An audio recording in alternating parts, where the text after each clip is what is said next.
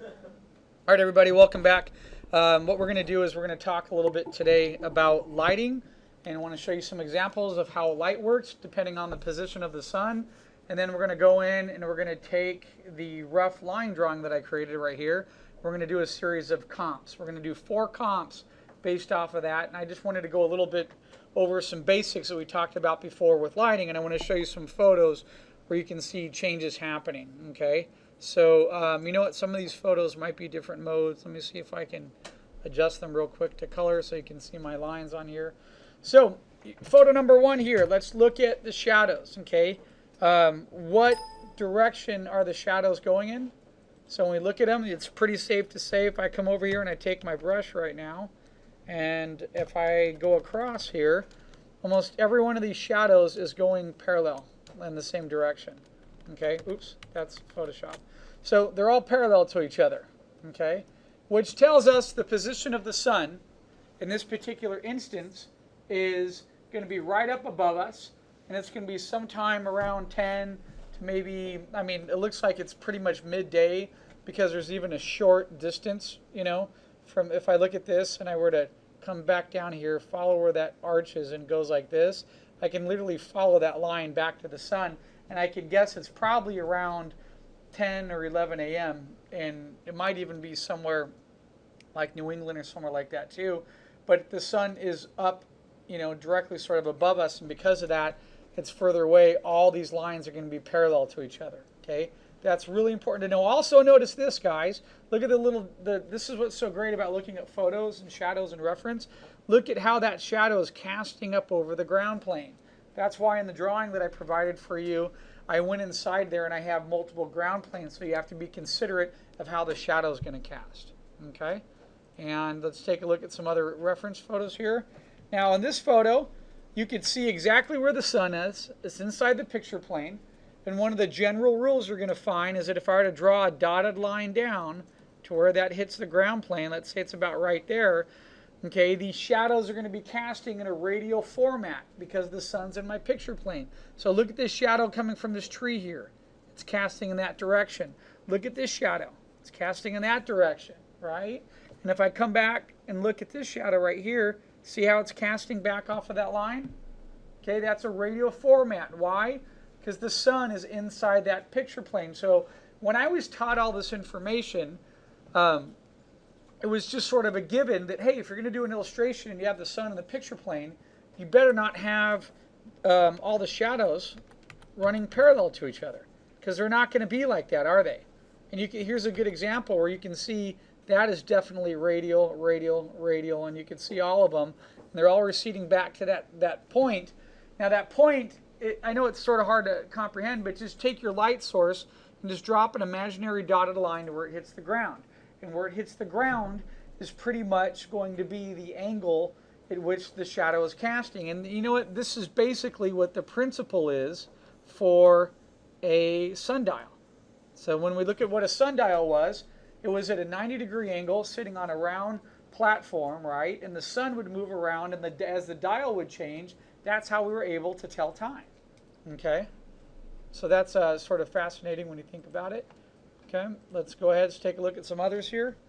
All right, so when we look at these shadows here, if we had to figure out, gee, where's the sun, where's the position, okay, look at that line right there. There's a lot of similarities here. There's a very little amount of convergence happening, okay, but they're pretty much, if I were to take, which my ruler isn't here, it's at my desk, and look at these, the majority of these shadows are all pretty much parallel to each other. The shadows are slightly different because they're different objects. For people casting the shadows, that's totally fine. But for the most part, they're running pretty parallel. So I know that, you know, the sun is directly up above, and I can get a good idea of the time of day that it is. And also, looking at how bright it is, I know it's probably like 10, 11, maybe 11:30 a.m. or even close to noon. All right? And let's take a look over here. Okay, so now we have shadows that are definitely radial. Okay, every one of these, if you were to draw a center line, find the major axes of that shadow casting. So if I go from this, draw right back to the head, and do that on the majority of these, you're going to see representation that this is a radial light source, and it's obviously not nighttime or a man-made light source. This is the sun either setting or rising up in the morning. And here's a case where it's not in our picture plane, but that's because the frame's been cropped around this lower segment of people walking, but we still have a good idea and understanding of what time of day it's going to be. Okay, same thing here, another example in that. Look at all these shadows casting. It's a radial, which we know the sun, if we were to raise the frame up a little bit, the sun's going to be inside our picture. Okay. Got some other good examples here to show you. All right. So now when you're looking at this one, I thought this was a really cool example because it looks like it's starting to go radial, and it is just a little bit, but there's that changeover that happens between when something was early morning and was radial, and then the sun starts to arc up a little bit and it starts to become parallel. So when you look at these, that looks like it's parallel, but it's not, because you come over here and you can see that's receding back, and if I were to draw off of my canvas, they'd probably hit about here. So it is definitely radial, and it probably just started out in that pattern. So and then as the sun continues to rise, those will start to angle off and become parallel to each other. Does that make sense? Okay, and I'll show you an example. I have some pillars here that you can see them and where they're parallel to each other. Okay, is that a radial light source or parallel? Yeah, it's radial because you can see that right there, and then you can see that line casting off there, and where that hits the ground there, you can see that line casting in that direction. And then especially with that one, you can see how these are all basically receding to a radial light source. Okay, that's definitely radial, right? We can see that, see the trees. So you can see the sun, which is right here inside the picture plane. Okay. All right. And that one, that's parallel. It's just going along the ground. Hold on a minute. Let me adjust the mode real fast here. Go to RGB color. There, you can see it, and it's going parallel. They're all pretty much parallel to each other, going all the way back to here. Okay, so that's a good example there. And what about that one?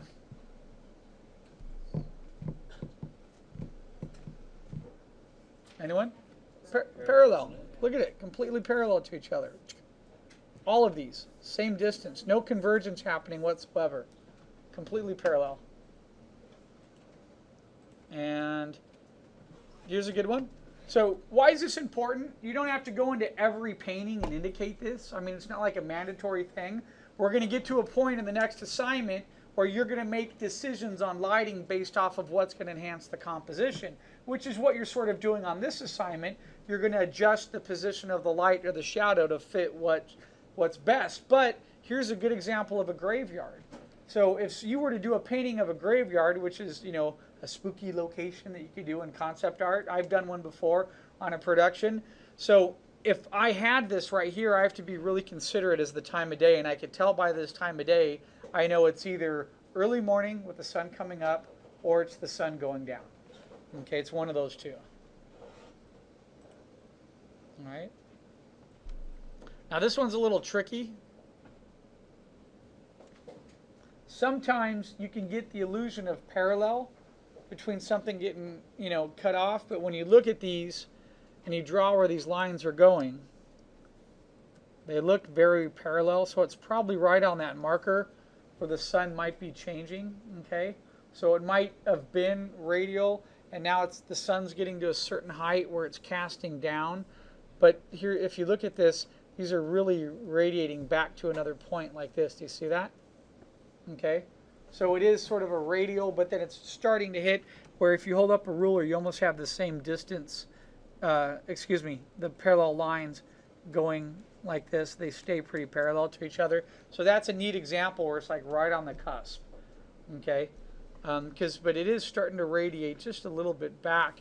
If I were to draw all these lines back this way, you can see if that wall wasn't there, you could see where it might start to hit points, and you can see where that would be taking place. All right.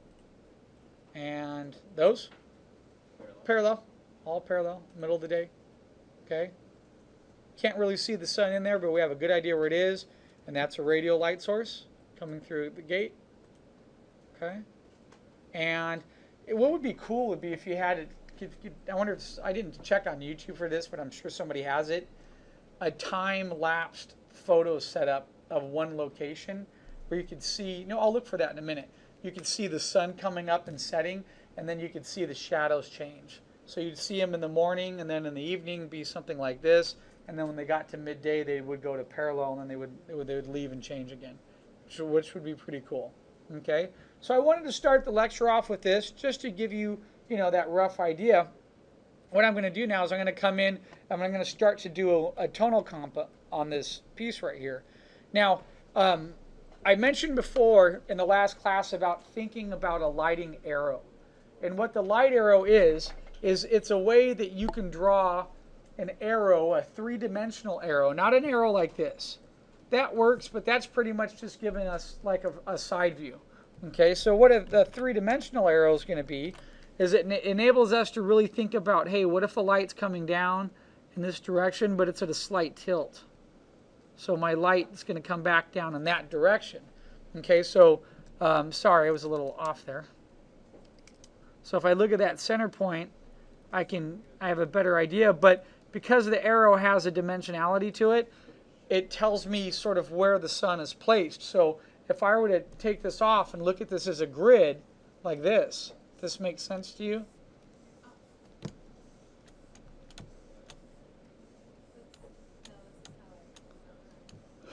Like this. So if I had an imaginary grid like this is where that light arrow becomes important. If I have a center to that grid and I draw a line going upward, okay, and then if I come anywhere inside this location and I draw a light arrow, so if I come over here and I do this,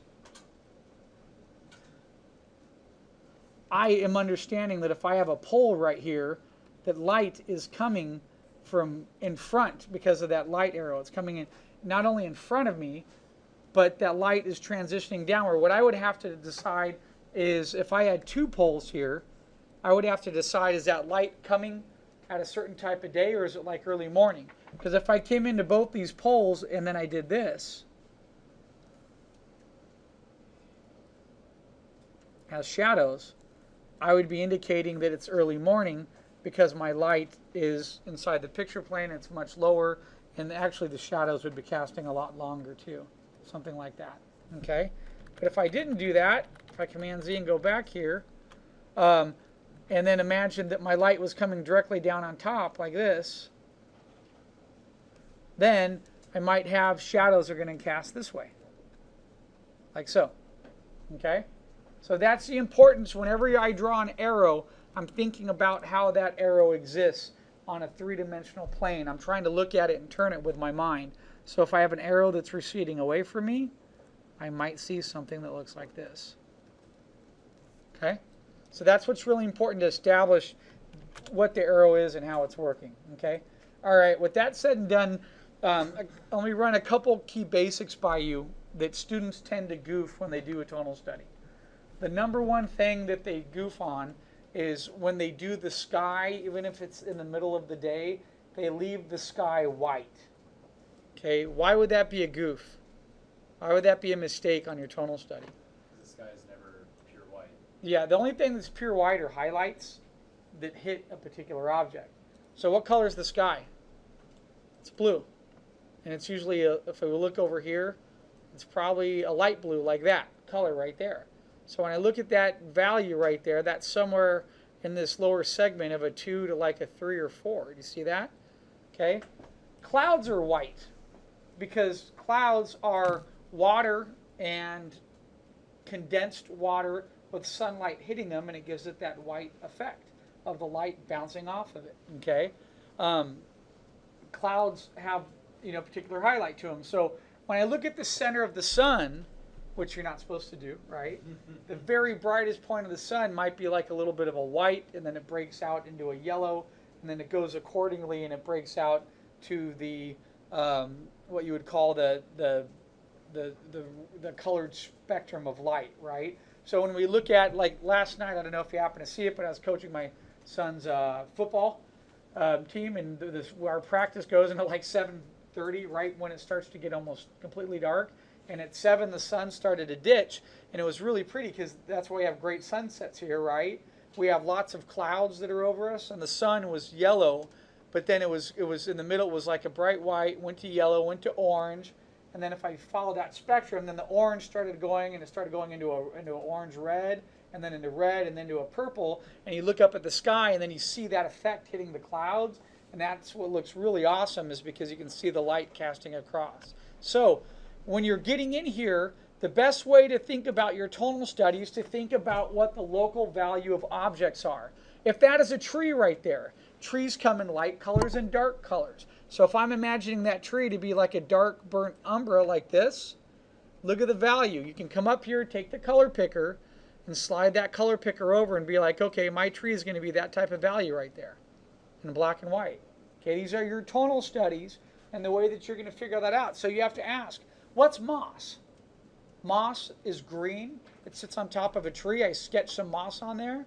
So that means my moss, if I go look at what green is, it's not going to be like dark green. It's going to be, usually moss is like a little lighter green.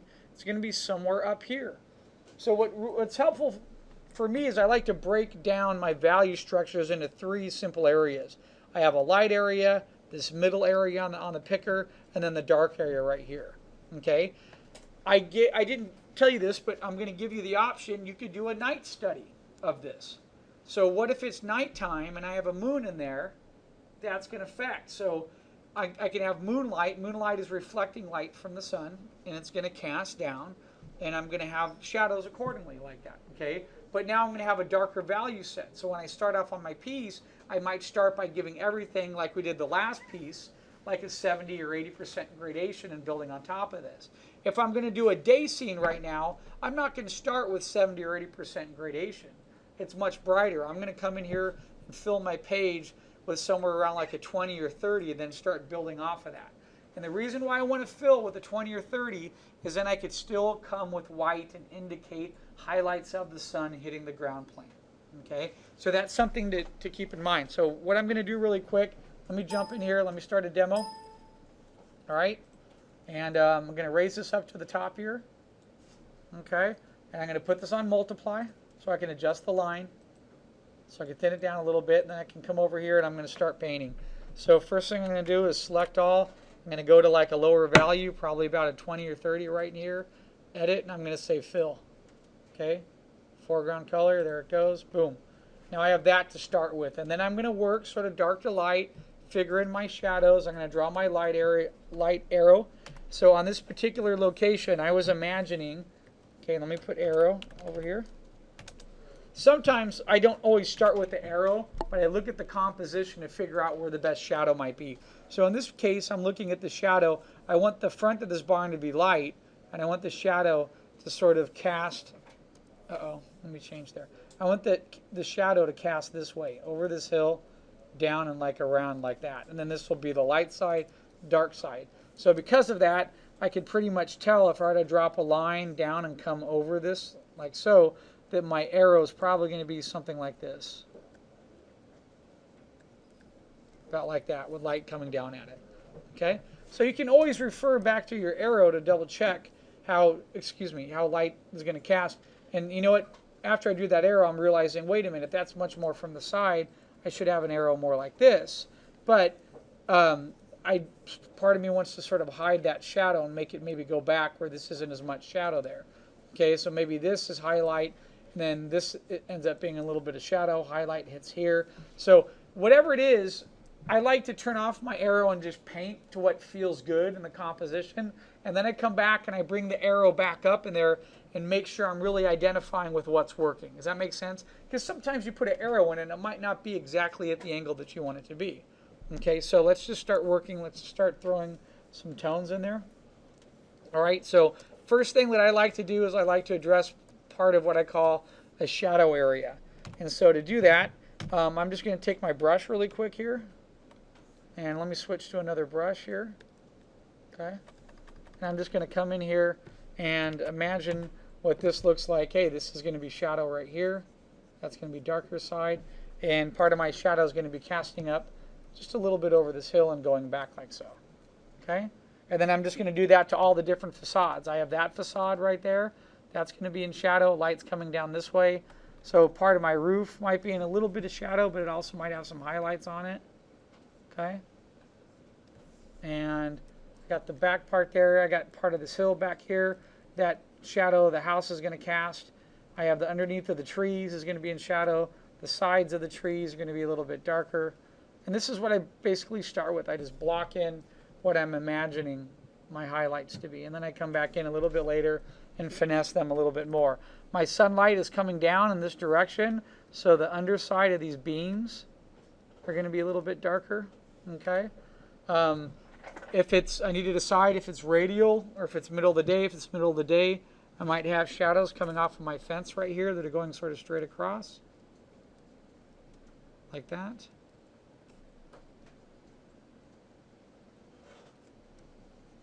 All right, and then my tree too.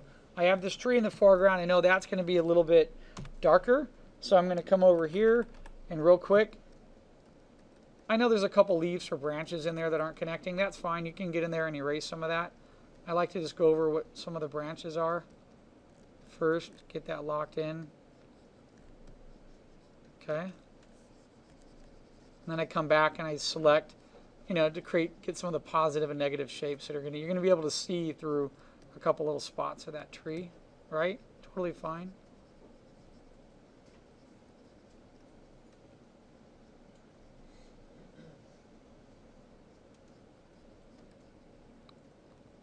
There we go. So that's part of my tree. And the shadow from that tree is going to cast down like this over that hill and then come back up over and maybe cast out like this. Back over here. Like so. All right. I might decide that I can't see if there's a tree on the left-hand side here, but I'm going to imagine there is because it's sort of the foreground. So I want to keep the rest of this area all in shadow here as well. And then what I could do is I can get in there and I could darken and lighten some little areas. But this is a comp right now. This isn't a giant render for us. We do a little bit of gradients in here, but this is for us to just figure out, an idea and see if we're lighting our image from the right direction and how it's working together. Okay? Come in, start to darken some little sides here. Get some of these leaves to pop a little bit. Get some darker values in there. Okay. And now I'm imagining I need to decide what I'm going to do with this tree. Maybe part of this tree. It's darker here. The ground might be a little bit darker and sort of fade up here. So all this could be in shadow in the foreground here. So I could darken this up a little bit.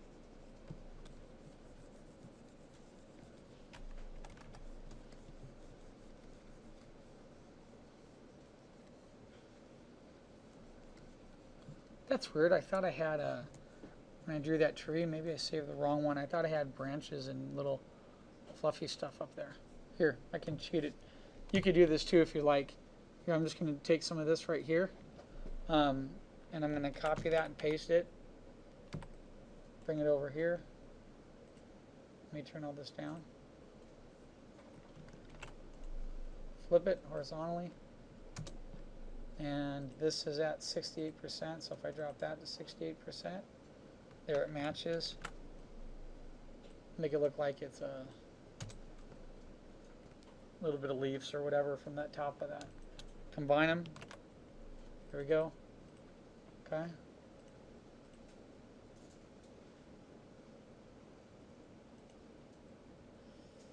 Okay, now wait a minute. Something happened to my tone. Oh, that's why. Drop this back down. I'll multiply. There we go. All right, and I'm just going to keep working. I'm going to keep developing my tonal study. So I don't eat up a ton of time on the recorder. Let me pause real quick, and I'll come back and show you what I did. I'll do it on separate layers, so I'll be right back in just a second here. All right, resume. Okay, guys, welcome back. So I just painted for a couple minutes. Let me just show you what I've added on here. And so I pretty much came on and just darkened up some undercarriages of like the trees. this part right here, there's the underside of that tree. I darken out part of the branch here, a little bit of the shadow casting. I started to address a little bit of a change here in the way this was casting, because if this is casting sideways like this, I want this to sort of come down and off. And then what I can do on your shadows, if you want to adjust anything very specifically, the lasso tool is really great because sometimes your brush can't get in there. I could select areas like this and make it look more like a tree, like that. And then watch, I can even come over here and create some little circles as highlights that I might not normally be able to get, or might take a lot more time with my brush, let's say. Then I could come back here, I go to Control H and I hide what I have. And if I take my brush now and take that lighter color, as I just sort of come across, if I go to like 30 or 40% grade, see it sort of hits and I pull up those little highlights up there. Do you see how it does that real quick? And then by doing that, it sort of changes the way that effect is happening of that tree sort of casting. If I hit H, I can see where my little ants are. Okay. And then deselect. Then what I wanted to do is, since this is on multiply, I have my line layer on the very top, right? We put that on multiply. This enables me to come in here and then I could do the sky. Pretty cool too. One thing I know that happens in skies is that skies, we're in a dome environment, right? We're on a circular planet that's a sphere. And so skies tend to be a little bit darker sometimes up on the top. And then they could fade down, and sometimes it's the opposite. Depending on the weather conditions, it can be a little bit darker down below, and then it can sort of gradate up. So one of the things I can do right now is I can come in, take my brush, I'm on a layer in the back here, and I can create like a very light sort of gradient coming from the top, and then just going very light coming down, like that. And the cool thing is I'm on the very bottom like this, and so I tend to go a little bit darker sometimes like that. The reason why that I do that is if I come back then with another layer, and if I call my clouds, and I come back in, and now let me grab a cloud brush really fast. Let me get my list up. There we go. Where's my cloud? I had a good cloud brush. I like this watercolor guy sometimes, pretty cool. There it is. There's one of my cloud brushes. Okay. So by darkening the sky a little bit like that, it allows me to push up a little bits of contrast. So now I can take my cloud brush and I can come in here. I'm going to start off at like 10 or 20%. And so I'm just going to sort of tap along here like this. And I'm going to start to create, you know, the illusion of sun hitting on top of a cloud right here behind. And then right here I might have a little bit of that sort of coming in. So do you see how I'm getting that, the feel of the clouds in there now? That's cool. Clouds also can have little shadows under them, but they're not going to be too dark because they're further back, okay, in the background. So then what I can do is after I get that going, I'm going to create another little layer here. I'm going to call this my highs. I want to make sure it's above the tone layer.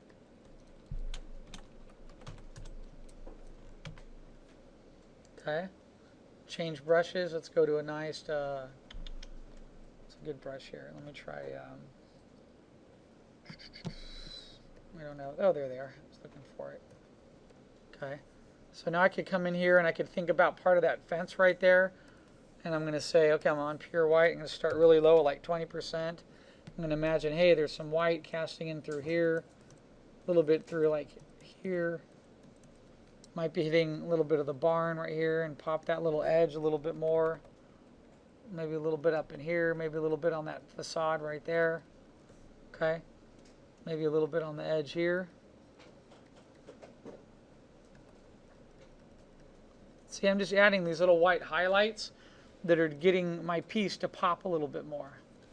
Okay, I got some highlights in there. Now, maybe I don't want highlights on the tree, but I might see a little bit of a lighter background behind it.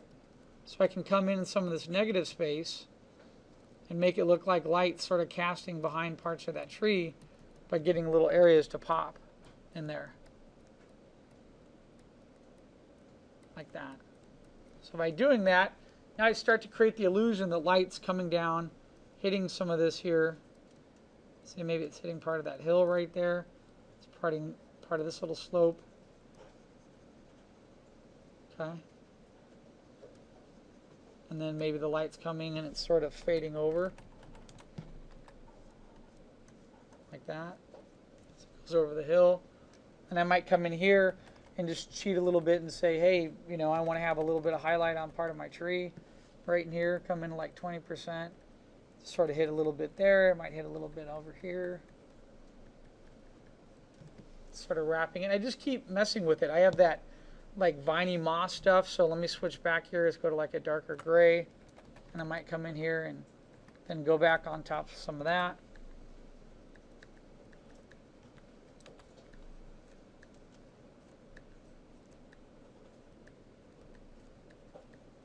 This might be a lot darker because this tree is closer to me. So even if I had the tree as the same values of the house, since the tree is closer to me in atmospheric perspective, it is going to be a little bit darker, right? Same thing with part of that rock, might not have any detail on it. Come in here, get some of these little plants. Get the back side of this. Get a couple little pockets in here.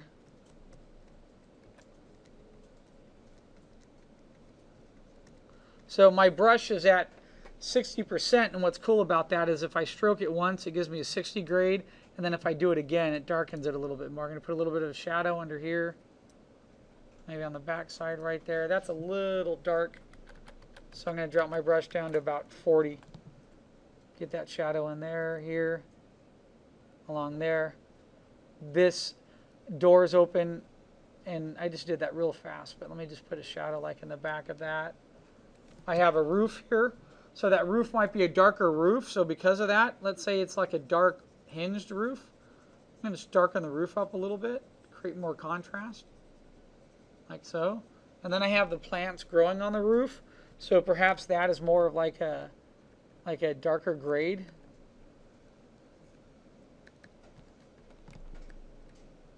Get the roof a little. What do you call that? I'm going to call it vines, but little pockets of plants, whatever, growing. Darken up a little bit of the shadow under there. Okay.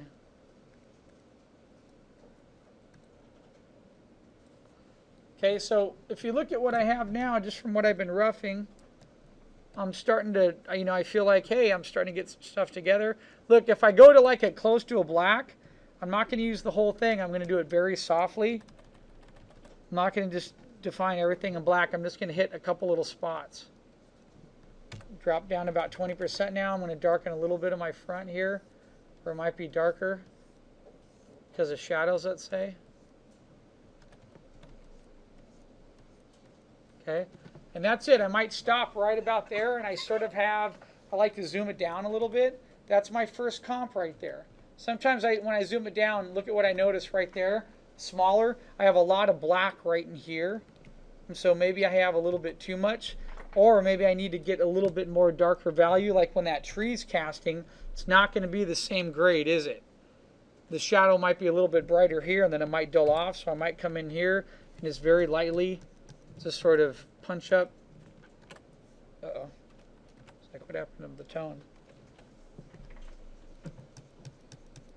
Why is it not giving me anything? Hold on, something's acting up. Oh, that's why. What layer is that on? There it is. So let me merge all these together. Easier to see. That's why sometimes I prefer just doing all these comps on one layer, because you forget what's on what layer and it gets to be a pain in the butt. Okay, now let's take that darker value. And then I'm going to take my brush and sort of lightly gradate it from here going across, so it's wrapping, getting a little bit darker. So little areas, little gradients are going to open up areas of interest to the human eye. Okay, that's a #1 rule for rendering. Little nooks and crannies of details. Maybe it's a little darker in that corner, fades back a little bit and then fades off. Maybe this back side underneath here gets a little bit darker. Can't see as much. Maybe under part of that shadow. Maybe where this hits the ground, it's a little bit darker there before that casts out.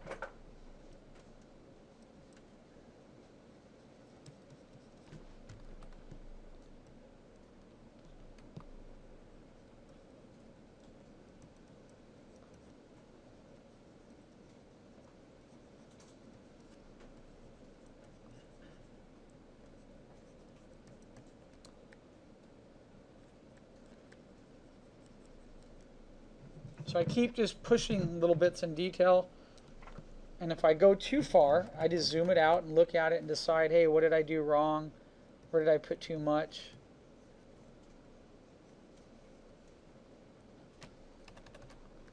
And get a little bit under this tree so it's not quite the same value. Little bits of shadow on the tree.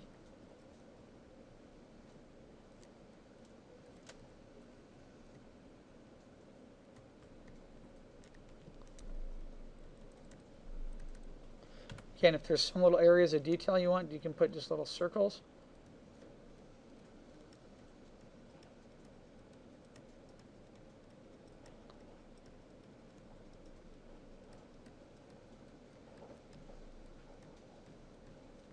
If I hit hide now, oops, I think I hit H. Maybe I didn't. H, brush.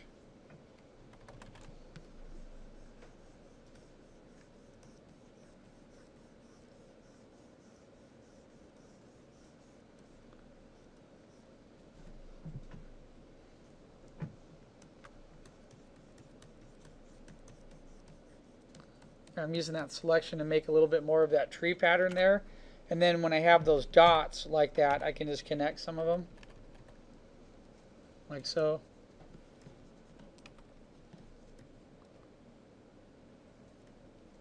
Like that. So there's sort of my tree pattern going across. And then, you know, I like to, at this point, I stop for a little bit and I put it away. And then I like to think, what can I address? What didn't I address? What can I change? Is my eye going too much into one spot? You know, perhaps I need to really push a little bit more, a little bit more of that shadow coming over the hill. So maybe I change a little bit of the light direction to get it to work a little bit. Maybe I decide, hey, back here on the cloud layer, I really want to push up the white on the clouds there. So I might come over here, go back to like a pure white, and then be like right here around the house. I want to get it to pop, especially the shadow part of the house here. So I might put a little bit of white back there. Actually, I mean, do that. I like that cloud brush. It works great. Just don't remember. There it is. Okay.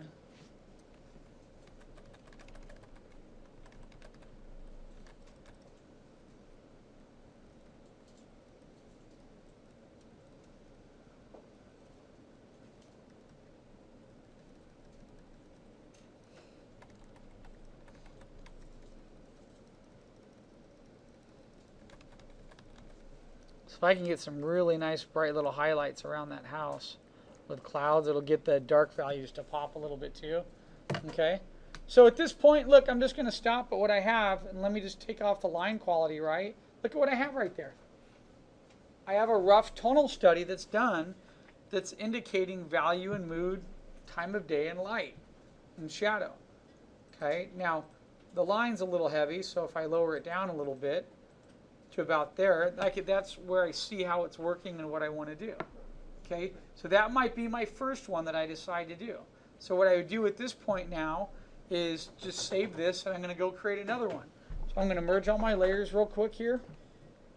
Just set Cly, and if you want to save it as individual files, that's up to you. I just merge them all. Okay, so I'm going to save this, and if I click on that, that's tonal 1. So I'm going to label this real quick, tonal number 1. That's my first study. Okay, and then I'm going to turn it off. And I'm going to go do another study real fast. Okay, and do the same thing. I might start with a couple layers. Come in here, brown the paper, pick a time of day. Maybe I go nighttime, daytime. This time I'm going to change the angle of the shadow to come this way towards me, and see if I can get some reflective light in there and see what composition that I might develop out of that. Okay, so I'm at 40 minutes right now. Let me save the recorder real quick. I'll come back and I'll do another demo. Okay, 1 second. Okay, welcome back. I'm going to do another tonal study real quick. This time I'm going to see if I could change the direction of my light and my shadows, and I already had something in mind. I'm going to try to do this a little bit faster, and something that to expedite your workflow, sometimes you can just use the selection tool and then just quickly paint over things. So I like to start with like a mid-grade like this. So my idea on this one was that maybe the shadow comes this way and sort of wraps over and then casts through part this way like so and hits this whole little area here, and that ends up all being sort of shadow right there. And let me add that little section there. Okay, oops.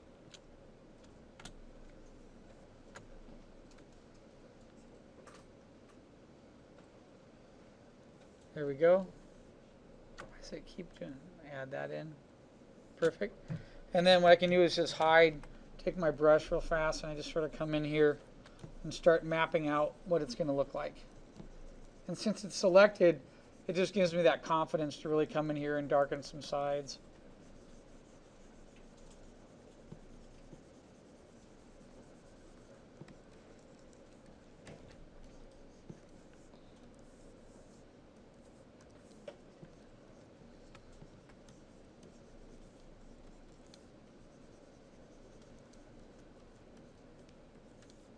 I'm going to hit deselect in just a minute here.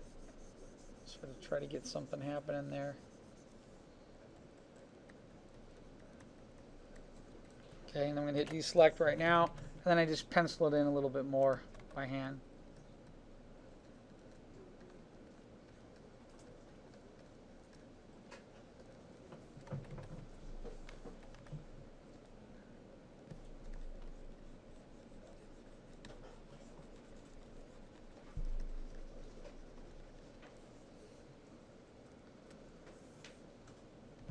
Now, if you want to save yourself some time, what I can do really quick is I can use parts of my other tonal study really fast and see if that, if that's a benefit for me. So what I can do is, watch, if I turn this off, come back to tonal 1, and take my lasso right here and just come in and select this area all in here.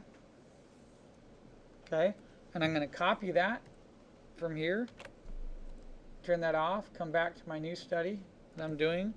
Deselect, paste it, then I'm going to just move it right over, put it back in like the same spot pretty much. Okay, all right there. But it might be a little bit different in terms of the detail that I have. So I can erase it and use levels and knock it down a little bit more, so I know I'm going to have shadow there, but maybe it's a little bit lighter. And then I can just erase any overflow that I might have had.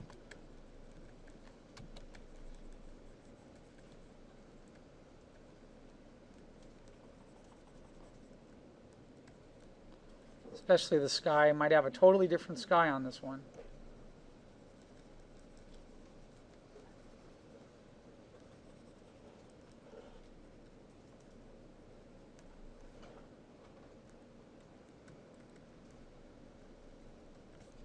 Okay, and then looking at those shadows, now I might have different shadows coming off of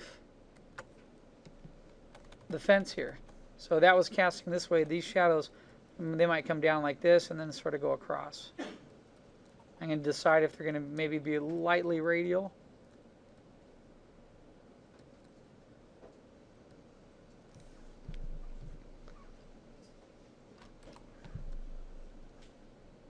I'm sorry, I was checking to make sure I hit record there for a minute. I don't like my brushes much here. Let me trade up to another brush real fast.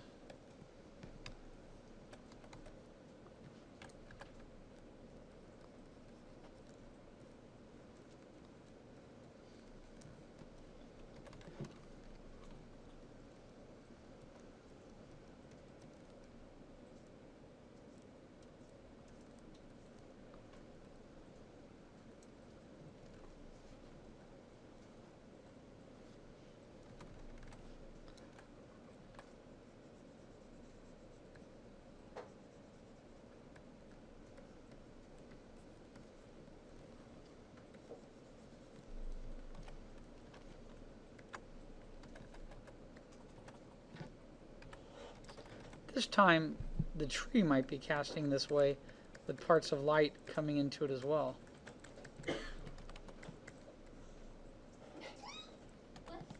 Bless you.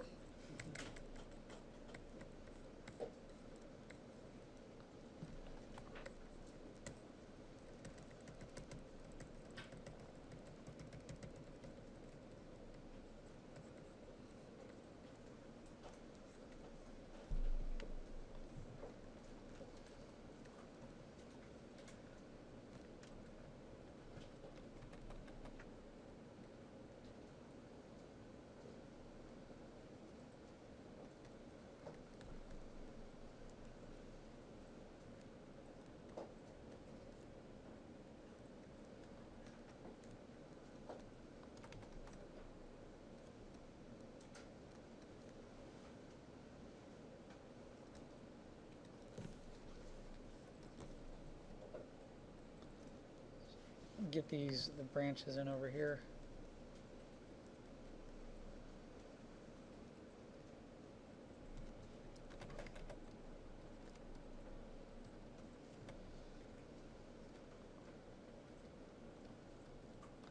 And I don't like to look back too much at the other one, but I feel like when I do a comp, everyone sort of develops its own personality and mood, you know, because you change the direction of that light and it starts to really affect how your composition is going to work.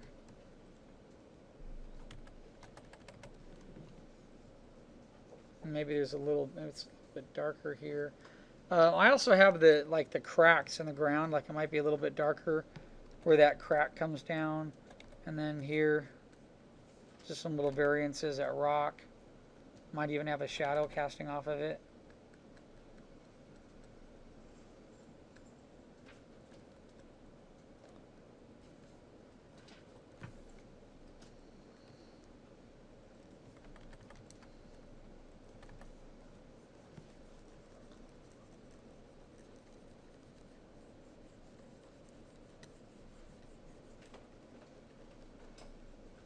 So even the branch here, the base, for that might have a little bit of a shadow coming back this way.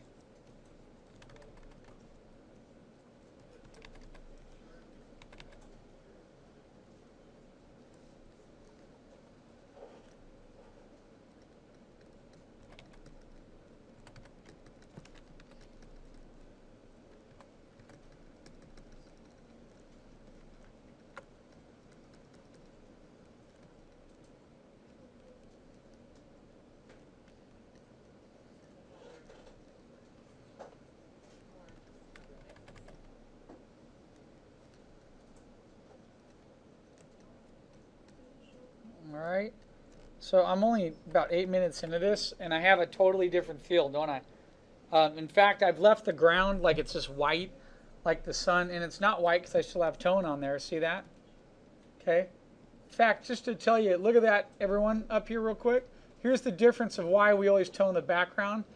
Remember that number one student mistake students do is that they leave like the ground and the sky white as you get this. See how blown out it is? It's way too blown out. There's always tone, whether it's because of the clouds, the sky. And now what's cool is now I can get in here and I can paint little white highlights on areas in there. Let me get part of my trees done real quick. Let me sketch a little bit here. That tree's a little closer to me.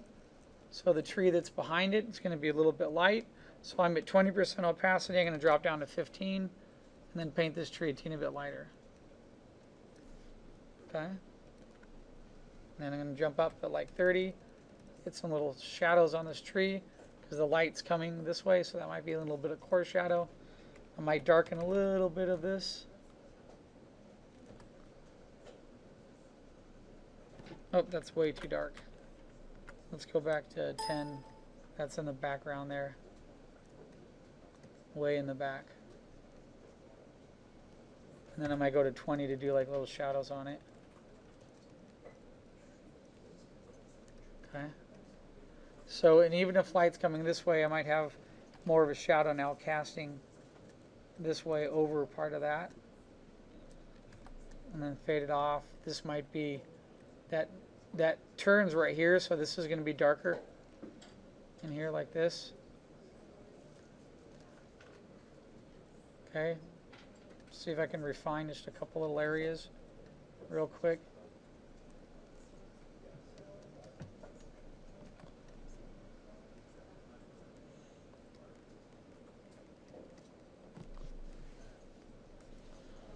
And actually what's pretty cool is on this study, there's so much light coming from that front end.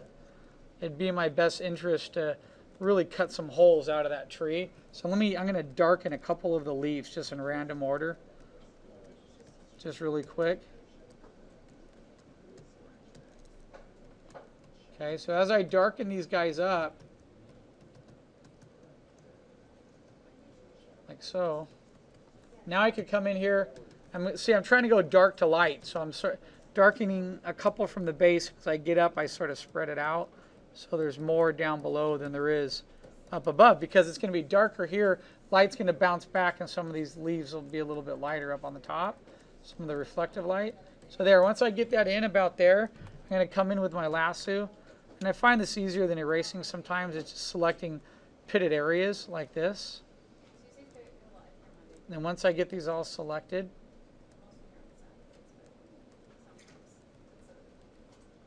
okay, I'm going to delete. Or I can lightly erase. You know what, let's do a lightly erase. I'll show you the benefit of that. Because then I can control like the spread of light by selecting little areas. There we go.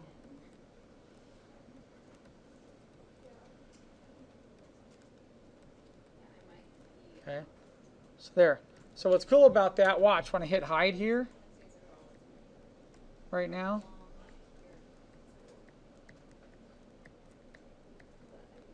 when I hide those, all those little circles that I did really quick, hit H, they're still there, but now as I go to erase, if I have my erase set at like 30% opacity or 40, it's going to subtract based off of the eraser, and watch what it does to the light right there.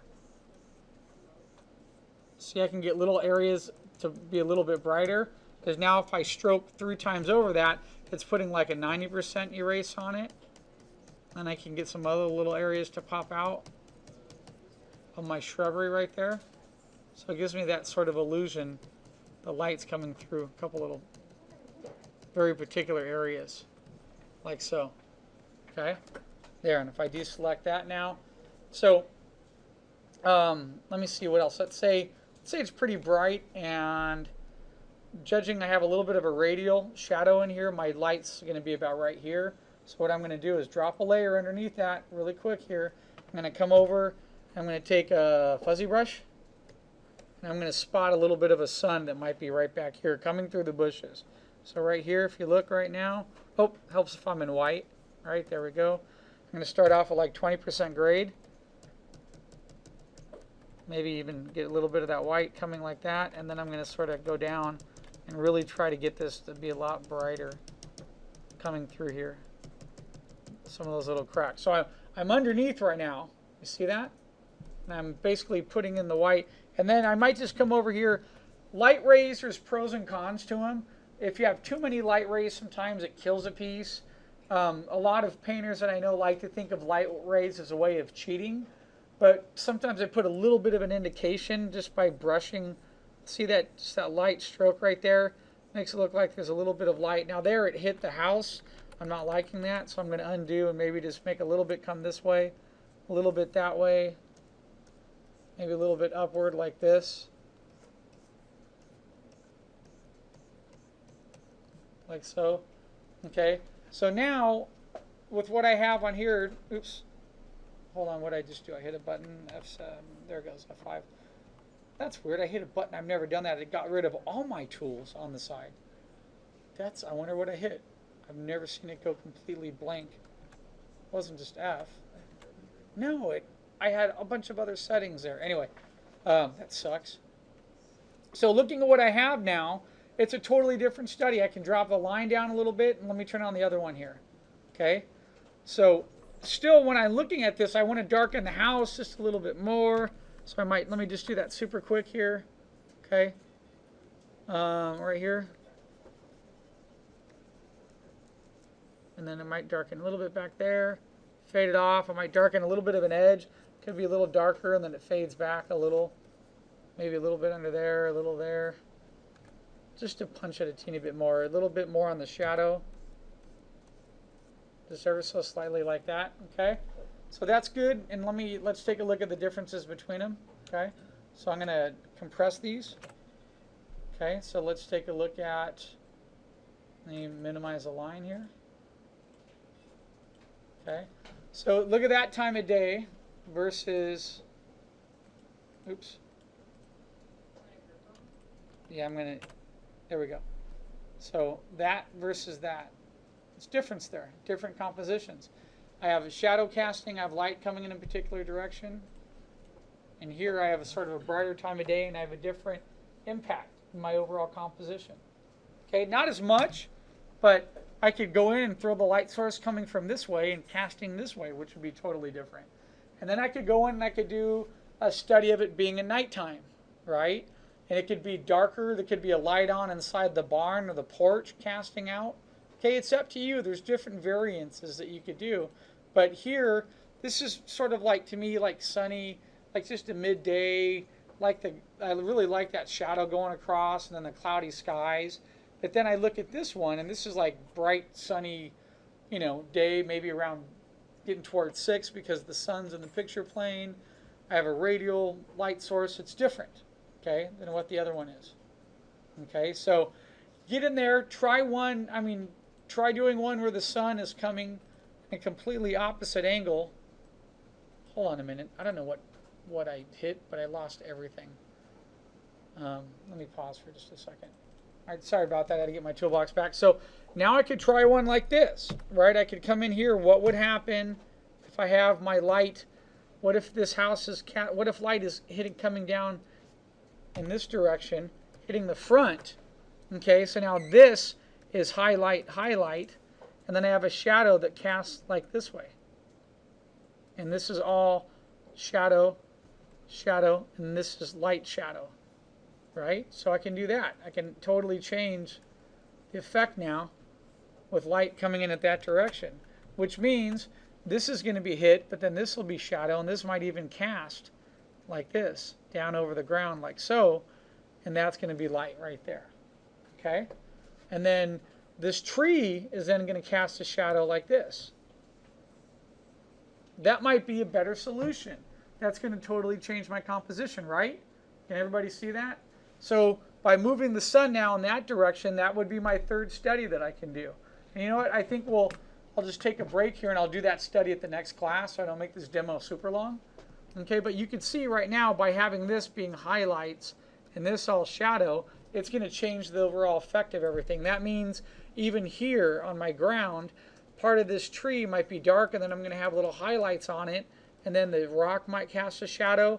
This might be darker here and works its way to being lighter with little bits of light hitting the ground, reflecting up. So that might be a whole different way for me to approach that next composition. It's totally going to change it. And then when you're done with that one, try one where it's completely nighttime. And imagine that you have a couple options. You can get rid of that door on the barn, and there could be a light on there. So light could be casting out, and you could have a shadow from the barn door casting like this over the ground plane. And then you could sketch a little lantern, or this door could be open, a light could be coming out here, hitting here, and then hitting down part on here. And you could have a little moon sitting up here on the top, okay? Even that moon could cast off a little bit. I could do like 5 different studies or comps on my environment to find the best lighting situation. Okay?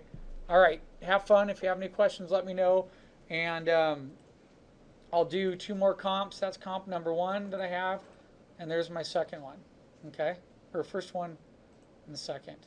And now I can do one going in the opposite direction and see what I end up with. The only thing I want you to do is don't leave the sky white. If you leave the sky white, I'm going to come down on you like hell fury, okay? Because I already warned you about that. What's white? Highlights are white.